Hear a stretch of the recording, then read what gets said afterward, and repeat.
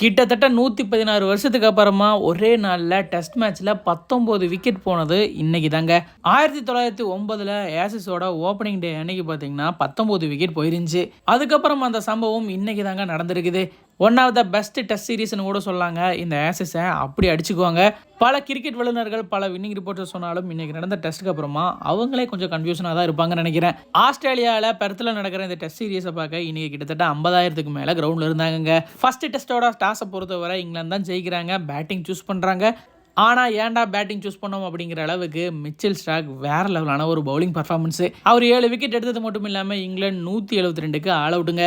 சரி, ஆஸ்திரேலியா ஒரு நல்ல லீடை செட் பண்ணுவாங்க அப்படின்னு பார்த்தா அவங்களோட நிலைமை இவங்களை விட கவலைக்கிடமா இருந்துச்சு. பென் ஸ்டோக் அதிகபட்சமாக 5 விக்கெட் எடுத்திருந்தாரு. ஆஸ்திரேலியா 123 ரனுக்கு 9 விக்கெட்டுங்க. மகளே, கண்டிப்பாக இந்த டெஸ்ட் சீரிஸ் வேறு லெவலில் இருக்க போகுது. இந்த டெஸ்ட் சீரிஸை யார் வின் பண்ணுவான்னு நீங்கள் நினைக்கிறீங்கன்னு கமெண்ட் பாக்ஸில் மறக்காம கூட ஷேர் பண்ணிக்கோங்க.